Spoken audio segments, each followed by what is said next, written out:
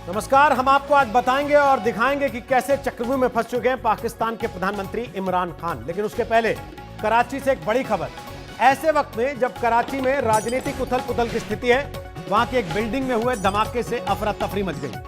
अभी यह साफ नहीं हुआ कि यह धमाका गैस सिलेंडर फटने से हुआ या फिर बम ब्लास्ट था, लेकिन धमाके में 5 लोगों की मौत हो चुकी है, जबकि 20 लोग जख्मी हो गए हैं। यह धमाका इतना जबरदस्त था कि 2 मंजिला इमारत को काफी नुकसान हुआ और उसका मलबा पूरे इलाके में बिखर गया। माना जा रहा है कि मलबे में भी कुछ लोगों के दबे होने की आशंका हो सकती है।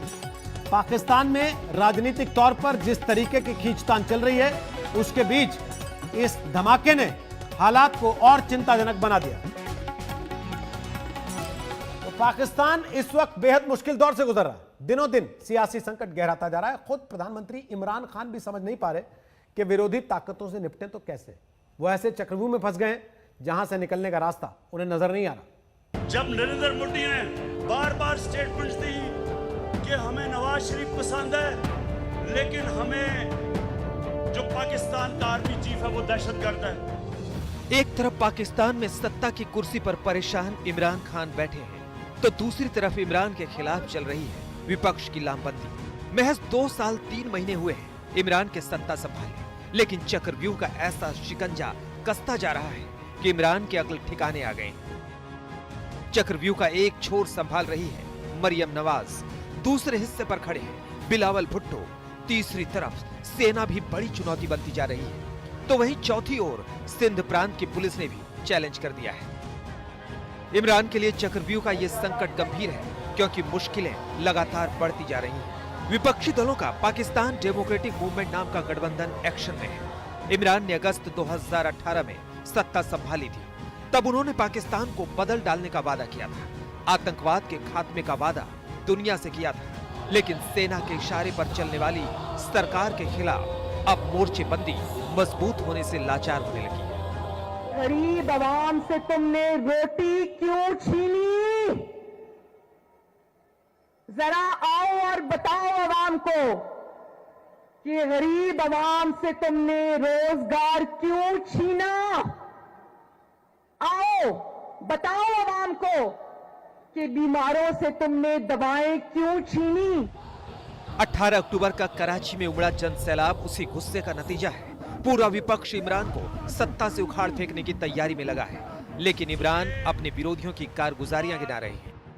इसको हिंदुस्तान अखबारों के अंदर जो तारीफें हो रही हैं नवाज शरीफ की, बड़ा जी जमहूरी आदमी है, ये फौज को कह रहा है कि अपना काम करो क्योंकि नवाज शरीफ जमहूरी है। क्या हिंदुस्तान को नहीं पता कि जब जनरल जिया ने इसको गोद में बैठा के मुंह में दूध की चूसनी लगाई थी इसके मुंह में? इमरान का यह बयान कराची में हुए प्रदर्शन से ठीक 1 दिन पहले का है। वजीर आजम की कोशिश है कि किसी तरह अपने ऊपर मंडरा रहे संकट को टाल दे, लेकिन लगता है कि 11 विपक्षी दलों के गठबंधन पाकिस्तान डेमोक्रेटिक मूवमेंट यानी पीडीएम ने इमरान के बुरे दिनों की शुरुआत कर दी है। दावा तो यह भी किया जा रहा है कि पीडीएम की असली ताकत पाकिस्तान की आईएसआई और पाक सेना है, क्योंकि गठबंधन की सोच के पीछे सत्ता को चलाने वाले यही दोनों हैं। दरअसल पाकिस्तान में आईएसआई और सेना की रजामंदी के बगैर पत्ता भी नहीं खड़खड़ाता। ऐसे में सवाल है कि इमरान की चक्रव्यूह वाली घेरेबंदी के असली सूत्रधार क्या आईएसआई और पाक सेना ही है? वैसे तो पाक सेना प्रमुख जनरल बाजवा को इमरान का करीबी माना जाता रहा है, लेकिन इन दिनों समीकरण बदले बदले से दिखते हैं। पाक हमेशा से आतंकियों का मददगार रहा है, लगातार फंडिंग करता रहा है। आईएसआई और पाकिस्तान की सेना हमेशा भारत के खिलाफ आतंकी साजिशें रचती रही है। ऐसे में इमरान की एक और मुश्किल है। FATF financial action task force ने इमरान सरकार को 27 एक्शन प्लान बताए थे, जिनमें से अब तक 6 पर अमल नहीं हुआ।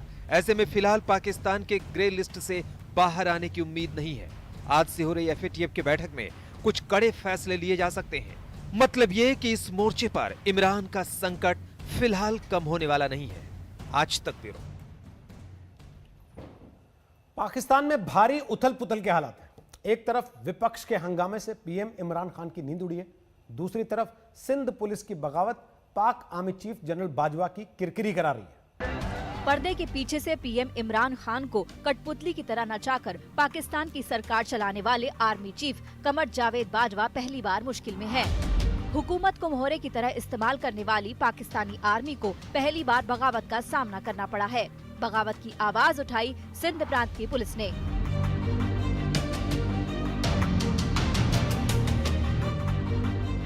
जरा सोचिए उस देश का हाल जहां सेना की करतूतों के खिलाफ एक प्रांत की पुलिस का आईजी छुट्टी पर जाने का ऐलान कर दे। जरा सोचिए उस राज्य की पुलिस के मनोबल का हाल जहां अपने कप्तान के अपमान के खिलाफ तकरीबन सभी बड़े अधिकारी भी छुट्टियों के लिए आवेदन कर रहे हैं।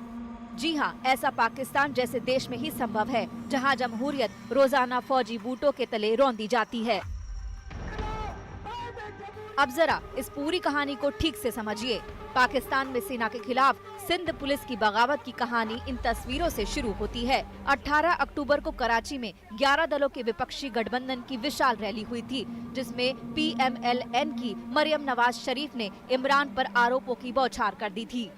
जब तुमसे तुम्हारी नाकामियों के बारे में पूछा जाता है, तुम्हारी नालायकी के बारे में पूछा जाता है, तुम्हारी नाअहली के बारे में पूछा जाता है, तो जल्दी से जाके फौज के पीछे छुप जाते हो, जल्दी से जाके फौज की वर्दी की पनाह ले लेते हो।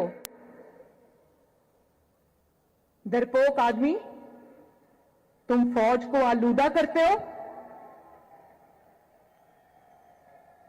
तुम फौज पर उंगलियां उठाने वालों को तकवीयत देते हो। इस रैली में मरियम के पति रिटायर्ड कैप्टन मोहम्मद सफदर भी शामिल हुए थे। रैली के बाद कराची के होटल से उसी रात पुलिस ने नवाज शरीफ के दामाद मरियम के पति सफदर को गिरफ्तार कर लिया था। मरियम का आरोप है कि पुलिस दरवाजा तोड़कर होटल में घुसी थी और सफदर को गिरफ्तार करके ले गई। मरियम का ये ट्वीट देखिए। कराची के जिस होटल में मैं रुकी थी, पुलिस दरवाजा तोड़कर मेरे कमरे में घुसी और कैप्टन सफदर को गिरफ्तार करके ले गई। सफदर तो बाद में जमानत पर रिहा हो गए, लेकिन इस गिरफ्तारी को लेकर सेना और सिंध पुलिस आमने सामने आ गई। दरअसल आरोप है कि पाकिस्तानी सेना ने सिंध प्रांत की पुलिस पर बेजा दबाव बनाकर जबरन सफदर की गिरफ्तारी कराई थी। आरोप है कि इसके लिए सेना के अफसरों ने सिंध पुलिस के आईजी मुश्ताक महार को अगवा कर लिया था। उनसे जबरन शरीफ के दामाद सफदर के खिलाफ FIR पर दस्तखत लिए गए। कमांडर के ऑफिस में ले जाके कहा गया कि ये जो अरेस्ट ऑर्डर्स हैं इनके ऊपर साइन करें, और जब उनको कहा गया कि अरेस्ट ऑर्डर्स पे साइन करें तो आईजी साहब ऑब्वियसली घबरा गए। उन्होंने कहा कि ये नहीं हो सकता, तो उन्होंने कहा आप अरेस्ट ऑर्डर्स पे साइन कर दें, गिरफ्तारी जो है वो हम रेंजर्स से करवा देंगे। और जब उनसे अरेस्ट ऑर्डर्स पे ज़बरदस्ती साइन ले लिए गए तो फिर उनको कहा गया अब गिरफ्तारी भी पुलिस करेगी। लेकिन पुलिस के पीछे ये सब थे जिनको लोगों ने अपनी आंखों से देखा है, सब ने देखा है। सिंध में पाकिस्तान पीपल्स पार्टी की सरकार है, लिहाजा सिंध प्रांत की पुलिस में सेना की दखलंदाजी के खिलाफ PPP के चेयरमैन बिलावल भुट्टो जरदारी भी एक्शन में आ गए। कौन थे जिन्होंने हमारा IG के घर का सुबह सवेरे 2 बजे के बाद घेराव किया था? कौन थे वो 2 लोग जो IG के घर में गए और IG को कहां लेके गया था? सुबह 4 बजे। चीफ मिनिस्टर साहब का अपना इन्वेस्टिगेशन का ऐलान तो हुआ है और वो इन्वेस्टिगेशन साथ साथ चलेगा, लेकिन मैं मुतालबा करता हूं जनरल फैज से, DG ISI से, जनरल बाजवा से, जो चीफ ऑफ आर्मी स्टाफ है, अपना इदारे के आप इन्वेस्टिगेशन करो। वो किस तरीके से इस सूबे में अपना काम कर रहे हैं।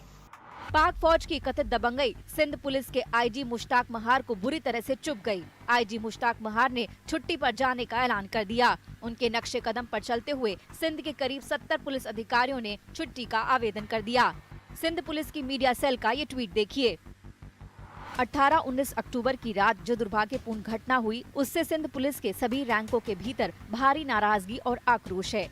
इसकी वजह से IG सिंध ने छुट्टी पर जाने का फैसला लिया है और साथ ही सिंध पुलिस को मिले अपमान के विरोध में सभी रैंक के जवान और अफसर छुट्टी के लिए आवेदन करेंगे। साफ है, तलवारें खिंच चुकी हैं। जनरल बाजवा खुले निशाने पर है। डैमेज कंट्रोल के लिए बाजवा भी जल्द हरकत में आए।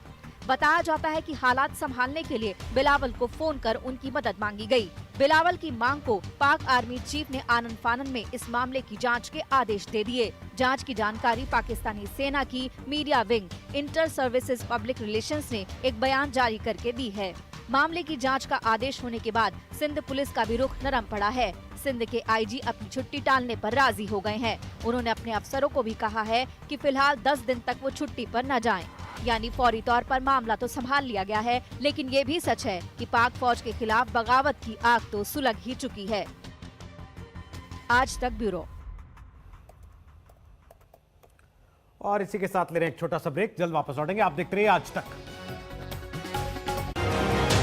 नमस्कार, मैं हूं अंजना ओम कश्यप। हमें उम्मीद है ये वीडियो आपको पसंद आया होगा। लेटेस्ट खबरों के लिए यूं ही देखते रहिए आज तक, और इस वीडियो के पसंद आने पर लाइक, शेयर एंड सब्सक्राइब करना ना भूलें।